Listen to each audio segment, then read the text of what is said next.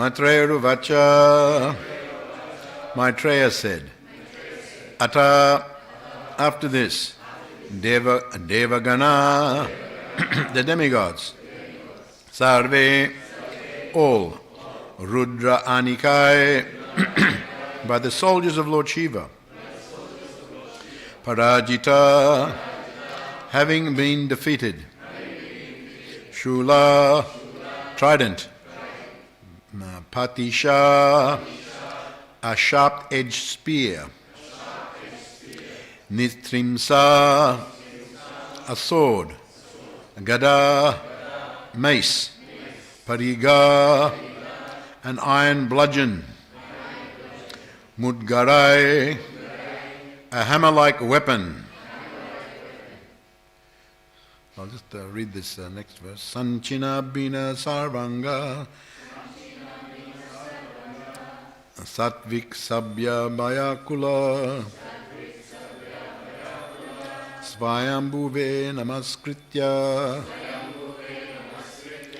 Katsni naitan naivedayan.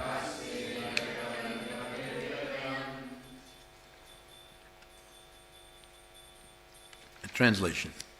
All the priests and other members of the sacrificial assembly and all the demigods, having been defeated by the soldiers of Lord Shiva and injured by weapons like tridents and swords, approached Lord Brahma with great fear.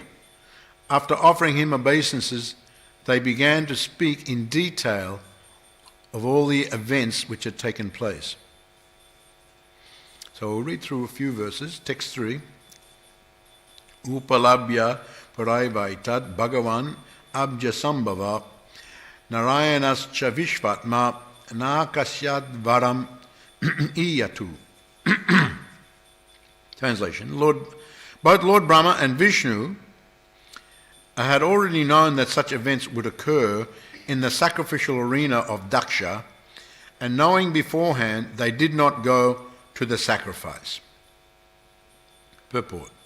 As stated in Bhagavad Gita 7.26, Vedaham samatitani vartamanani charjuna. The Lord says, I know everything that has happened in the past and is going to happen in the future. Lord Vishnu is omniscient, and he therefore knew what would happen at Daksha's sacrificial arena. For this reason, neither Narayan nor Lord Brahma attended the great sacrifice performed by Daksha. And I'll read text 4 also. Tat akarnya vibhu praha tejiyasi kritagashi chemaya tatra sabhuyan na prayena bubusatam. Translation. When Lord Brahma heard everything from the demigods and the members who had attended the sacrifice, he replied, You cannot be happy in executing a sacrifice if you blaspheme a great personality and thereby offend his lotus feet. You cannot have happiness in that way. Purport.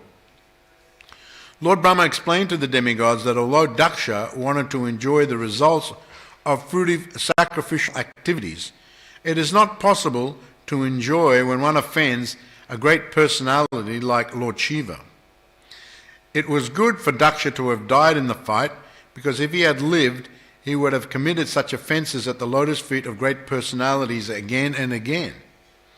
According to Manu's law, when a person commits murder, punishment is beneficial for him, because if he is not killed, he might commit more and more murders and therefore be entangled in his future lives for having killed so many persons. Therefore, the king's punishment of a murderer is appropriate. If those who are extremely offensive are killed by the grace of the Lord, that is good for them. In other words, Lord Brahma explained to the demigods that it was good for Daksha to have been killed. Hare Krishna. So the previous chapters, of course, have been dealing with the Prajapati Daksha, and he had one yajna, and now this is the second yajna. Now, in the first yajna, Daksha became offended, because as he was the Yajuman, he was the chief organizer of the yajna and most worshipable person, and when he entered, this was organized with him as the main personality. When he entered, Lord Shiva, all others stood up and offered respects to him as he entered, but Lord Shiva, being in meditation, can you close that door please? Lord Shiva, being in meditation, didn't rise to offer respects to Daksha. So Prabhupada actually comments that for this slight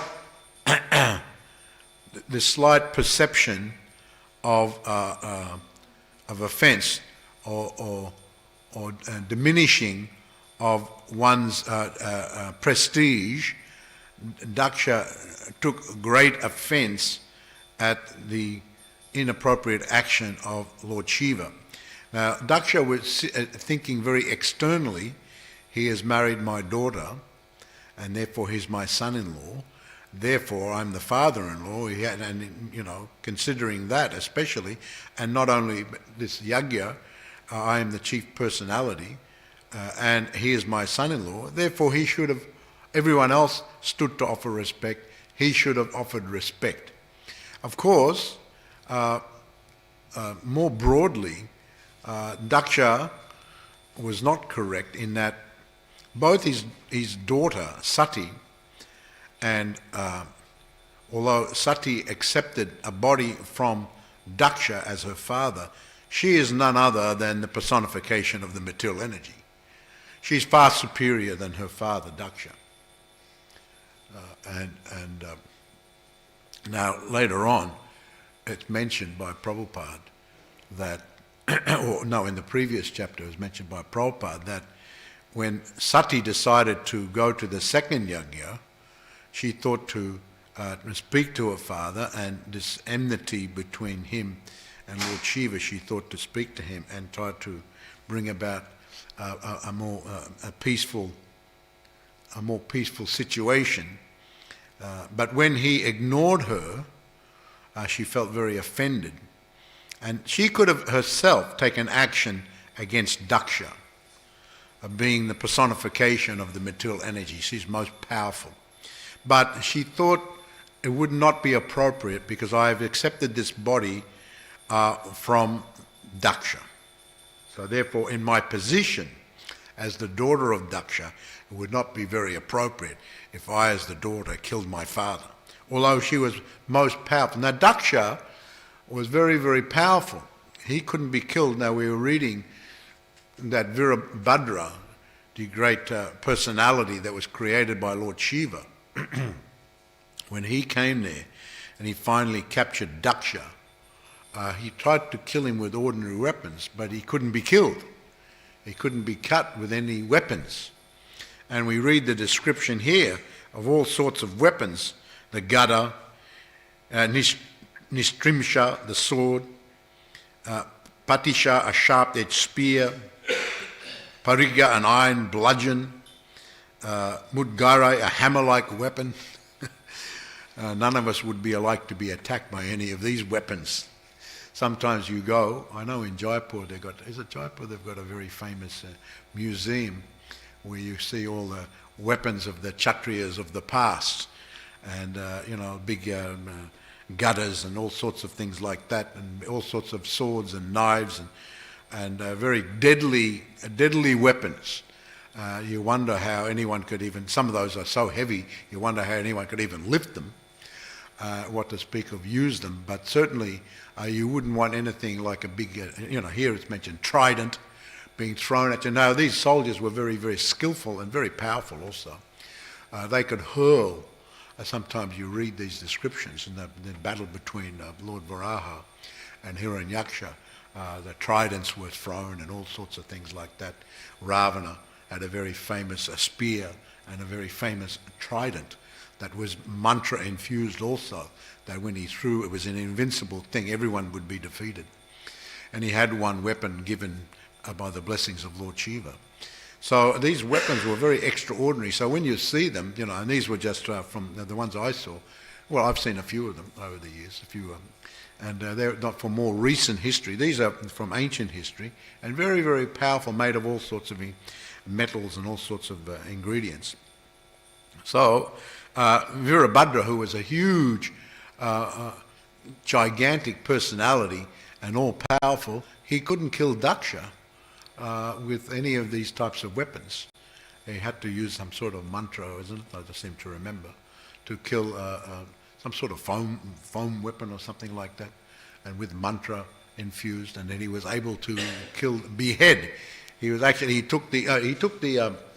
No, the foam was another. I think Virabhadra, he took the instrument that was used for the animal sacrifices, and infused with mantra, he was able to separate Daksha's head from his body. Of course, later on we'll read how Lord Shiva brought Daksha back to life and attached a goat's head to his body. But so he was able to kill him, but Daksha is very powerful. Now, Prabhupada mentions that Sati could have killed Virabhadra. Had a hard time. In the end, he was able to do it. But Sati could have killed him just like that. She is a personification of the material energy. What to speak of Lord Shiva?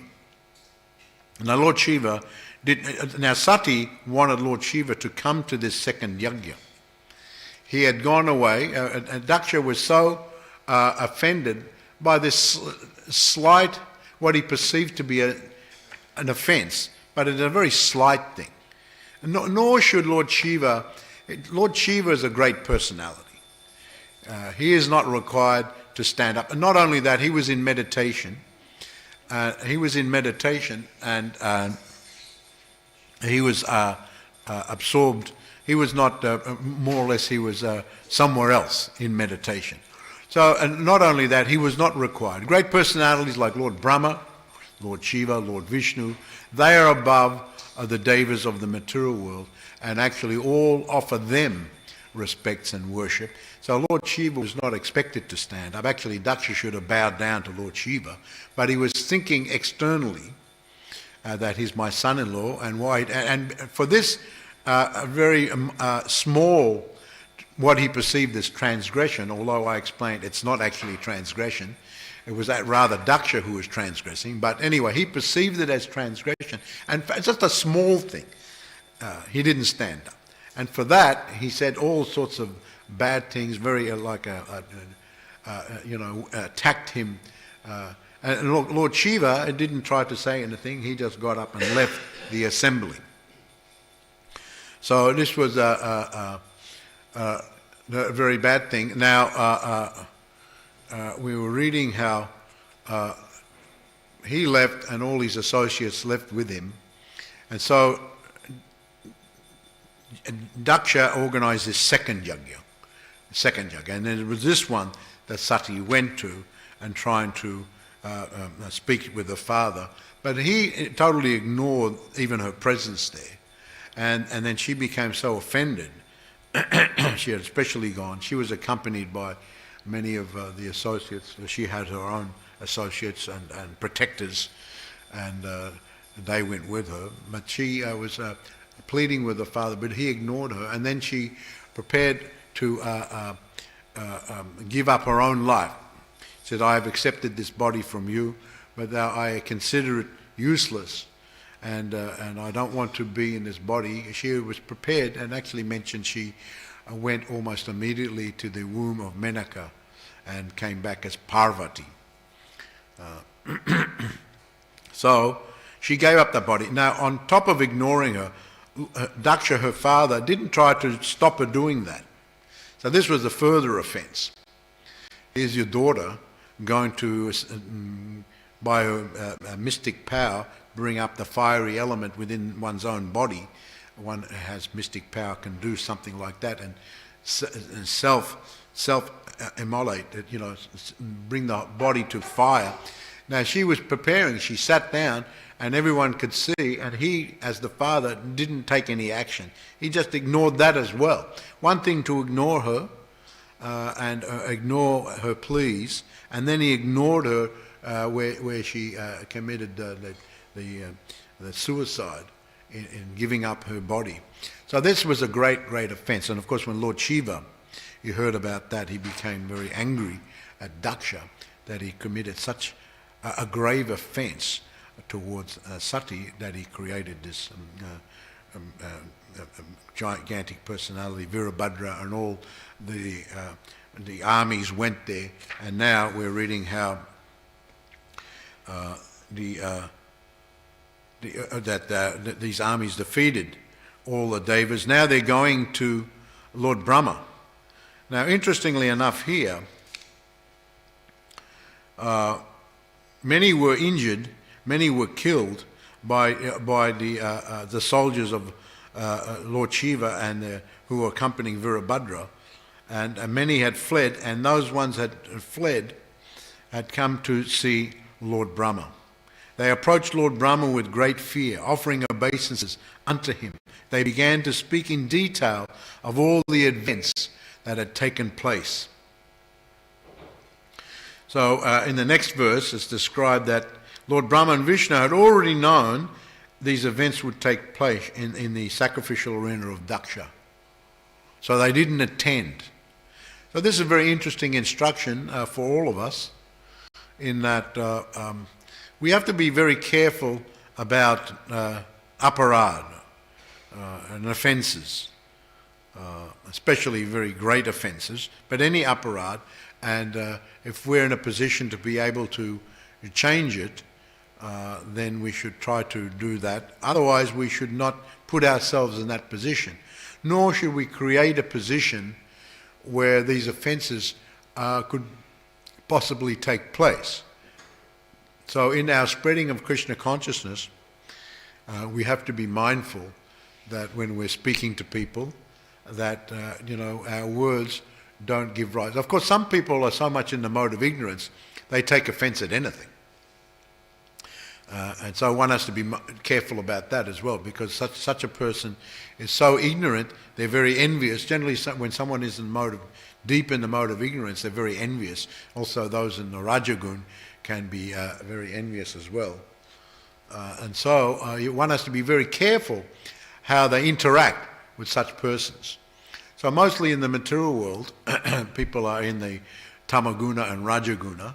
So in our mission of spreading the Sankirtan movement of Lord Chaitanya Mahaprabhu, we have to be very mindful that people these days are very easily agitated and very easily and quick with their temper, with their anger, very easily become offended, insulted, even for no reason. Even for no reason sometimes. Because people in the mode of ignorance are just steeped with these lower kind of qualities that exist very much in the animal species of life. And the animal species in the mode of ignorance, very, very quickly they attack the other animals. Even if they just come into their area, they're attacked. So sometimes the so-called human beings are acting like that. Someone is standing in the street, you just walk past them and you did nothing, and they just say something bad because you just came nearby them, isn't it? Or sometimes you just look at them and they say, "What are you looking at?" Sometimes they'll say, "What are you looking at? Why are you looking? Don't look." "Why are you looking? Don't look." And they say some or they become very physical immediately. So those in the mode of ignorance, generally they become physical very immediately. Just like animals. So people who act like that, especially they act like that through their lives, in the next life they will definitely go to the animal species where they get a body that always acts like that. So we see in the different species of life, dogs are in the property, and if someone just walks past, immediately, "Woof, woof, woof, what are you walking past here? Don't walk past here, this is my area." They just bark and they want to attack you. Sometimes book distributors, if you're distributing books, you have to go inside the house or something like that. You have to be careful, there's a dog. I don't know now these days, it must be the same. I remember when I was a young brahmachari, we would go in the house and there's some dog, you have to be careful. Sometimes the dogs are very clever, they hide and then they just run out at the last minute. So some of them are very vicious dogs. People can be acting like that also, just like vicious dogs, and other species of life that just attack for no reason. The scorpion is very known. There's that story of the camel and the scorpion that I may have told before here. The camel, there was a big raining, and the river was very flooded and going higher and higher, and so all these different species of life were very afraid. They would drown in the water. And so they were climbing higher and higher. Then the one scorpion was going in the tree, and then they saw the big camel. He was going to go across the river. And so because he's very big, he could go across the river. So the scorpion spoke to the camel, said, can you help me and save me? Let me just go on your back and let me go across with you across to the other side of the river where there's no flooding. So the camel said, no, I'm not going to, because you're a scorpion, and when you go on my back, you will sting me. And the scorpion said, no, why will I sting you? Because if I sting you, then we'll both die, we'll both drown. So the camel thought, oh, all right, so I'll take you across. So he went on his back, and halfway across the river, the scorpion just stung him. And so the camel said, why you stung me? Now we'll both drown. The scorpion said, what can I do? I'm a scorpion, I can't help myself. I have to sting you. So there's a story told that some people have got the nature. They've got the nature, and they just, even consciously or even unconsciously, they're just acting, impelled by, anger and envy and greed. They just almost, sometimes they're consciously, sometimes even unconsciously, by nature, they're impelled to act like that. So therefore, when we're spreading the Krishna consciousness, we have to be very mindful of these things and who we are speaking to. Of course, from time to time, there'll be unfortunate incidents. But so here, why I say like that, because here we find that Lord Vishnu and Lord Brahma didn't go to that yajna. They didn't want to be part of the situation where aparads were going to be committed. The Vaishnav doesn't like to go any situation where there's aparad. And so those who are very mature, those who are advanced devotees, are very, very careful of these things.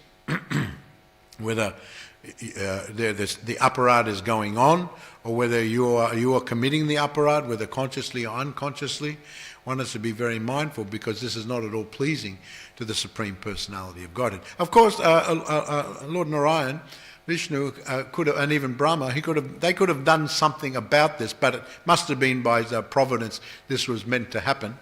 At the same time, simultaneously, they decided to not attend. And so definitely Lord Vishnu is powerful enough. He knows everything, as mentioned here, Vedaham samatitani vatamani charjuna bhavishani chibutana mamcha veda nakaschana. This is quoted here. There's some bugs on there. I thought one worm is crawling.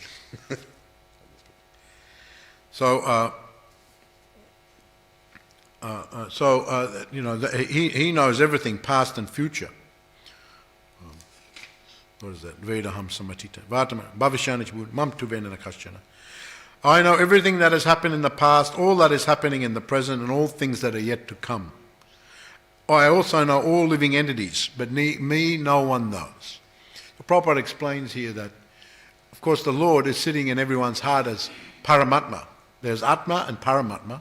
He's right next to us, but who knows Paramatma? Who knows? Even devotees, we know of Paramatma, but actually, do you know Paramatma? But he knows you. He knows you better than you know you. Know you. Because he's been with you life after life after life after life. He's traveling with you. He's arranging everything. He's observing and arranging everything. So he knows. So someone who's always eternal. He never dies. He's not born. He never dies. He's with every living entity in all species of life, all over the universe. So he knows everything. Because he is everywhere. So this is Krishna's position. He is not an ordinary person. So he knows, he's eternal. He knows what has happened in the past. he knows in the present, and he knows in the future. Someone who is beyond the material world, he can see very clearly everything.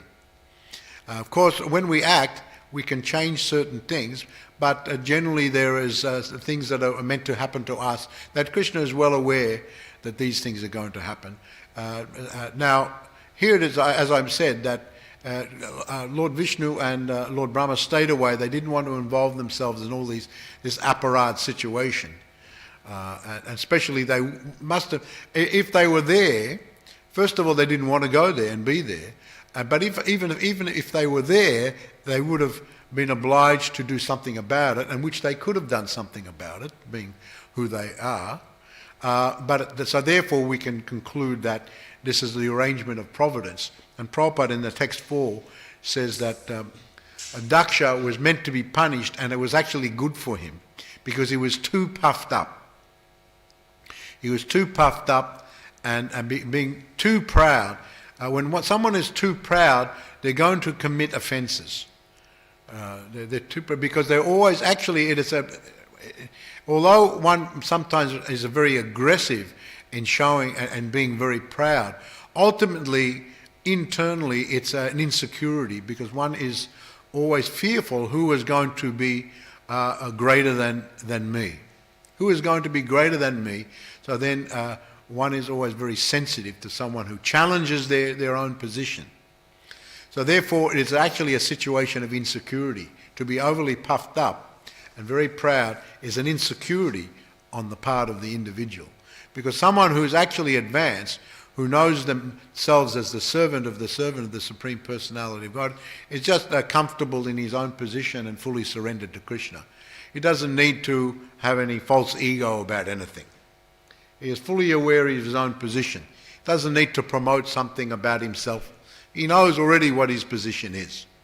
So someone with a great false ego, misidentifying themselves with some sort of designation of the material. Now Daksha is a very, very big position, the chief of the Prajapatis, a very, very big position, even ordinary prime minister or president or king or something like that, a very big position. But this you're talking on the heavenly planets, Daksha's position was very high. But nevertheless he became very proud, and he was identifying very much with that designation. And when one is very proud, he feels threatened by someone else, a slight perception of offence by Lord Shiva didn't stand up, such an insignificant thing. But then all sorts of consequences happen. So therefore, obviously, the Supreme Personality of Godhead thought that his pride is colossal in that he goes so far as to offend Lord Shiva. One thing, it's bad to offend anyone, but when you offend a great personality like Lord Shiva, that is so much worse, so much worse.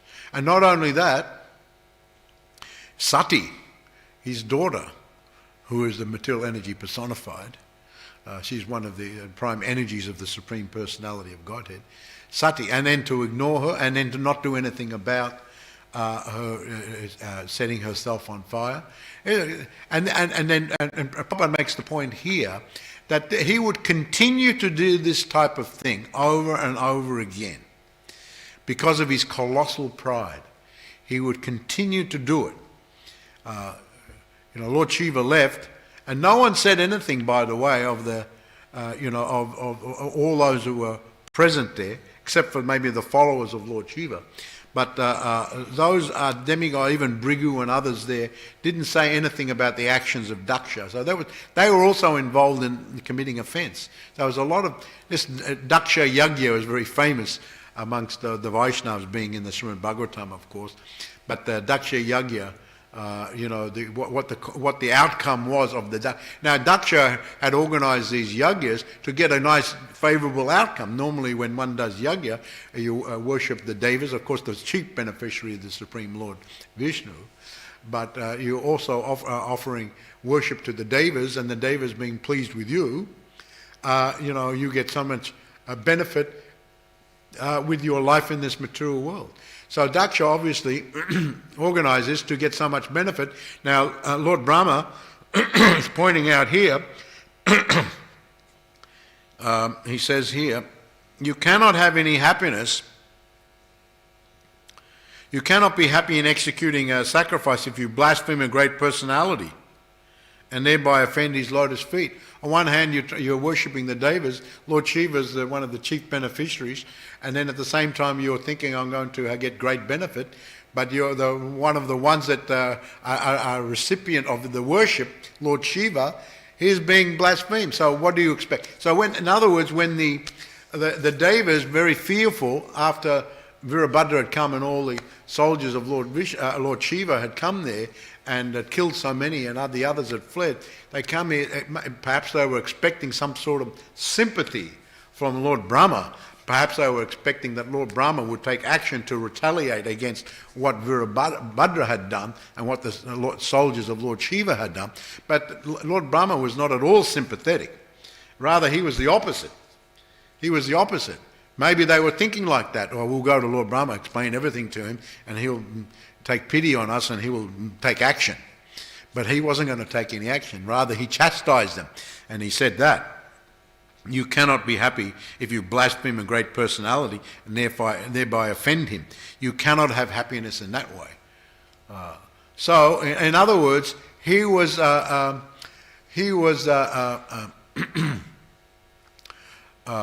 supporting the action taken against Daksha. He didn't say anything about it. He didn't say that Daksha was killed by Virabhadra and therefore this is a very bad thing. I'm going to take action against this Virabhadra and I'm going to take action against Lord Shiva. Neither could he really take action against Lord Shiva, but he didn't think like that at all. He didn't think like that at all.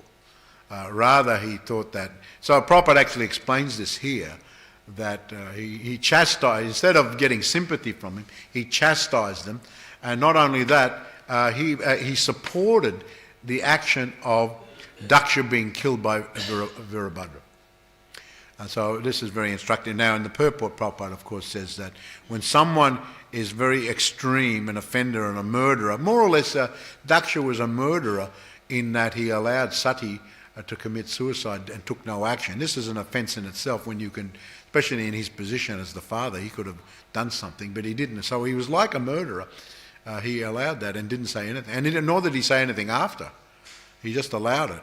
And so he was akin to being a murderer. So murderers, as Prabhupada explains here, according to Manu Samhita, according to law, they should be punished. And the punishment is they are to be killed, because their nature is so strong, they'll do it again. They'll do it again. They should be killed. Manu's law states that anyone who's actually a murderer, the punishment by the state and the king, or wherever the state authorities, that he is sentenced to death. And therefore he explains here, first of all he says he would have lived, if Daksha had lived, he would have committed such offences again and again, even to great personalities. And then he quotes Manu, when a person commits murder, punishment is beneficial for him, because if he is not killed, he might commit more and more murders. There's a great possibility. Maybe he won't, but there's a great possibility he will. And the statistics show that those who have been jailed, they come out and re-offend in many cases, especially the very serious offenders, those who commit a murder or something like that, or very serious offences. The statistics show they again re-offend. So the consequences have to be very serious. And so if he is not killed, he might commit more and more murders and therefore be entangled in his future life for having killed so many persons. So Prabhupada used to explain this to us a lot, that the punishment for murder is the death sentence. And of course, in many countries there is opposition to the death sentence, but Prabhupada was never in favour of the opposition. He said, no, it is good for them, that is the punishment. And then they're absolved. When they kill someone and they forfeit their own life, then they're absolved for any future reactions. Because when you murder someone, perhaps you're going to have to be killed more than in one life. Depending on the nature of how you murdered and what you did, you may have to suffer life after life after life for that murder. You will be murdered also in your next life and maybe your life after that. But if you forfeit your life and the sentence is death and you forfeit your life, that's it. you forfeit your life in this life. That's the punishment. You're absolved from any future reactions for your murder. So the Prabhupada used to explain this to us, and he was quoting from Manu Samhita. This is the consequence. So therefore, Lord Brahma approved of the action taken against Daksha. This is the right punishment for him, and for these reasons, that he would commit these types of atrocities again and again because of his colossal pride. He doesn't know, he doesn't... When one is bound up by greed and anger and pride, you lose your sense of discrimination. Lose your sense of discrimination. In other words, you really lose your intelligence, how to act and how not to act. So therefore it's good for him. And then, of course, as I said, we read that Lord Shiva came and joined the goat's head. So he had to have a goat's head attached to the body, but he could think as Daksha, even though he had a goat's head. So he had to live a long time. We'll read on. He had to live a long time with the goat's head. He lived a long time, and then again he came back as Daksha in another life again after that. So these are very extraordinary stories. They don't happen every day of the week. These are just one incident that happened a long time ago. So very instructive for us. So main thing is be very, very careful against aparad. There's all sorts of aparad, seva aparad, nam aparad, guru aparad, vaishnava aparad, all sorts of... as when we're going on the path of devotional service, we have to be mindful, learn what these aparads are, and try to avoid as far as possible.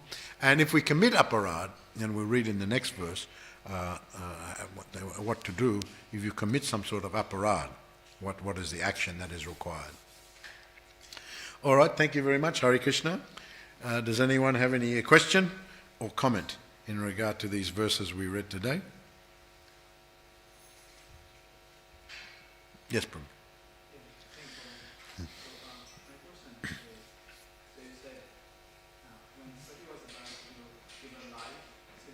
When Sati was about to give up her life, yeah. she got the fire element within her, and then she died. And that's the purpose of the thing. Right there, he knew that was going to happen, and Sati was about to die, but it didn't stop her, so he was liable to being murdered. And you said Brahma would know past, present, and future. So Brahma also knew that Sati was about to die, but it didn't stop her. Doesn't it put Because Brahma and Dasapadapati, because Dasapadapati knew Sati was about to die because he was dragged in the yajna, and Brahma knew of the future, and Sati was about to die, but it didn't stop her. So why isn't... Because the greater plan was that, as I explained, the greater plan was that that Sati was, Lord Brahma is a very exalted personality. He can know these things by the mercy of Krishna, who knows everything. So there's sometimes these things, when we look at it in isolation on the smaller level, it's difficult to comprehend why those actions were taken. But when we try to understand on the bigger platform that Sati was meant to give up that connection to Daksha and then go into her another body as the daughter of Menaka and come as Parvati. So that was meant to happen. And so Brahma understood that. And Daksha was meant to be punished in that for the reasons that we have described. So Brahma, he knew that. They could have taken action to stop the whole thing, but this thing was meant to happen. He understood the plan of the Supreme Personality of Godhead, that these things were meant to happen. And for the benefit of all the individuals there, the Devas would be ultimately benefited, and this would be very instructive for the future. Sometimes we cannot understand the smaller thing because there's a bigger plan taking place.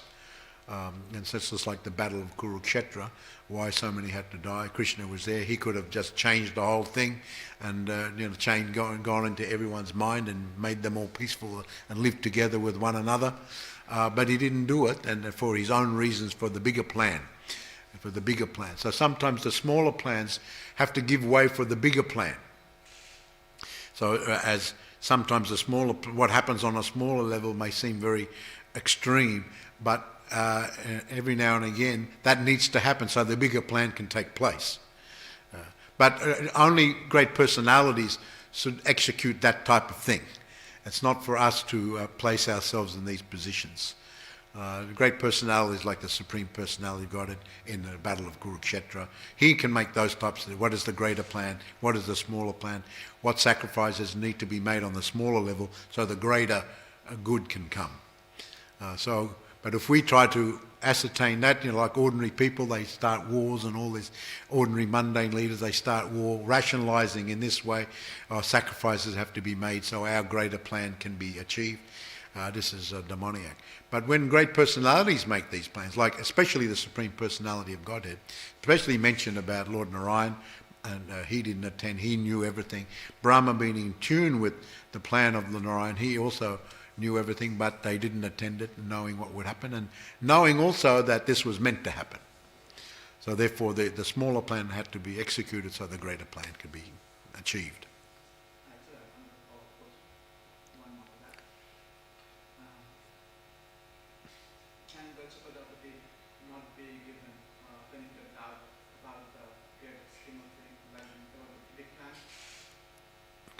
Well, I mean, we try to rationalise how Lord Narayan should have done it. If it was me, I would have done it in this way. Why didn't he do it in that way? Maybe he could have, but obviously, the outcome was the greater plan was thought out differently to that.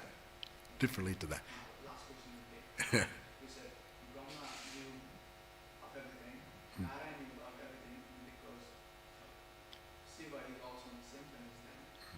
Krishna also knew about everything. I assume he knew. Who? Lord Shiva. Lord Shiva. I mean, he knew of the past, present, future, so he knew that Sati was about to die. If he did know that, why did he let her go? If he did, well, he told her not to go. He told her not to go, and he was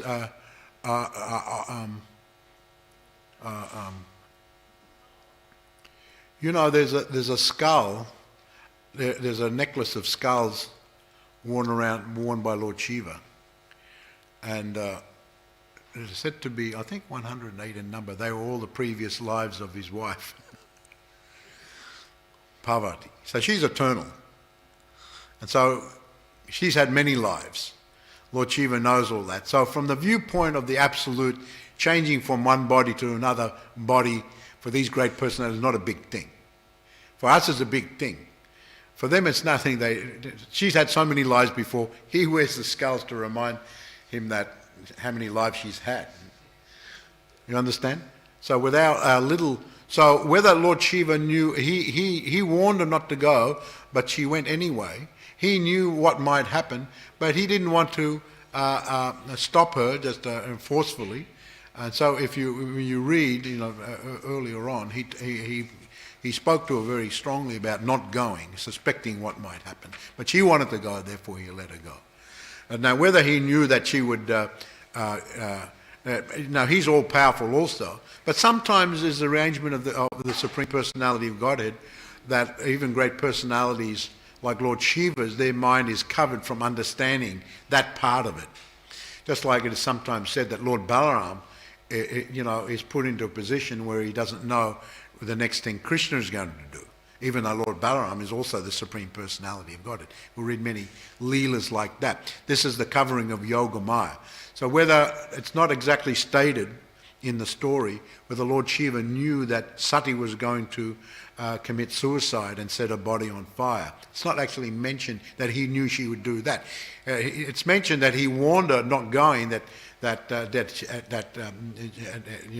Daksha would be offensive towards her, and he warned her about that. But whether he knew she was going to take the action, it doesn't seem that's the case. And being all-knowing, you think he would, but it may have been that the Yoga Maya was covering him, so all these things could unfold. Yoga Maya, potency of the Supreme Lord, acts in very wondrous ways. And so, to actually understand what the mentalities of everyone, we have to understand by the statements of the acharyas who have deep in their meditation, they're given the information by the Supreme Lord and somehow or other to tell these stories. So yes, all these personalities could have taken action, but they didn't. Obviously, a greater plan of the Supreme Personality of Godhead was meant to take place.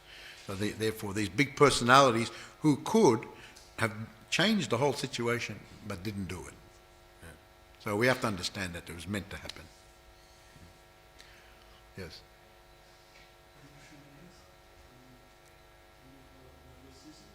Sorry? Speak up. Thank you for the wonderful session. And I have a question. Is that for a nearby devotee like me, dealing with the world outside every day, almost, and at the same time dealing with the Dealing with them? Vaishnavas, being incredible, and sometimes it is very easy to commit offenses when you know the spirit, being not able to discriminate. Sometimes how can I become consciousness sometimes so that I may not committing mistakes. So you not committing these offences. You want to avoid committing these offences, yes. Yes, well, therefore you have to take, well, first of all, you have to situate yourself in devotional service to purify yourself, because in our mentality in the previous life, we're very much affected by tamaguna and rajaguna, and this tamaguna and rajaguna impels one to act in an offensive way. Even though even materialists know that it's not very good to do bad things against others, but sometimes they can't help themselves because of being impelled by the lower natures. So we've come still with those qualities, and then we engage ourselves in devotional service, which we're becoming purified. But sometimes but still the lingering effects of those qualities will be there for some time. So therefore we have to situate ourselves in learning how to do the service in a very nice way, and also learning what are the Nam aparads, learning what are the Seva aparads, what are the Guru aparads, what are the Vaishnava aparads, what are the types of activities that can be considered Vaishnava aparad or Guru aparad, Seva aparad and Nam aparad, and therefore at least when we understand, we can know how to act to avoid doing those activities. So you have to do some study. And, there's many of our books describe these different types of... Bhakti Charamaj actually gave a very nice course a long time ago on the Vaishnava etiquette and how to live very nicely. He was teaching at the Vrindavan Institute many years ago. I think you can probably still find it, and there are probably other courses available. What is the Vaishnava etiquette? How to act as a Vaishnava, and how to avoid very... bad things that will impede you making advancement on the path of devotional service. So I have to learn. There's many different, some of them are mentioned in Nectar of Devotion. We know about the different Seva, Aparadna, all these things. So you can read these different books and different courses that are available, and then try to avoid. But the main thing is situate yourself in nice chanting and a nice devotional service. Purify yourselves, so then you'll be in that consciousness where you won't give rise to being like that. But because we're just beginners, from time to time it'll happen, and then in tomorrow's verse we'll read what action should be taken when you do commit. You'll commit offences, unknowingly sometimes, and knowingly, and so therefore proper action has to be taken to counteract those offences. Yes, Prabhu. As you were saying, we should be very mindful when we make that thing. And unknowingly we may commit some offenses. How do we know that, unknowingly we have committed offenses in the mission? Well, there's one story. Of course, this is a very exalted personality, Rupa Goswami. Rupa Goswami was there at Radhakund in his bhajan kuti, and then all of a sudden he felt his devotional mood go down, and he was trying to understand why he was feeling less devotional. And so he talked to his brother Sanatana Goswami, and Sanatana Goswami said, well, perhaps you've committed some aparad, maybe even unknowingly, and therefore that has caused your devotional mood to go down. So then he said maybe knowingly or unknowing. So Rupa Goswami said, I can't think of anything knowingly, maybe unknowingly. So he devised a plan. He devised a plan that he would hold a big festival and feast and invite everyone in the area to attend. And then he would just take note who didn't come. Who didn't come to it. And so he noted that one personality didn't come to it. So therefore he concluded that perhaps I have committed some offence to this one, and that's why he didn't come. And then he approached him and begged forgiveness for any offence. And he learnt from him that this was a sage. He had a disability. When he walked a bit strangely. And so one time he was walking past the ashram of Rupa Goswami. Rupa Goswami was deep meditation, and he was thinking of a Radha Krishna Leela, and it was very humorous, and he was laughing to himself. And that when that sage passed by, walking very strangely because of his disability, he thought that he was laughing at him.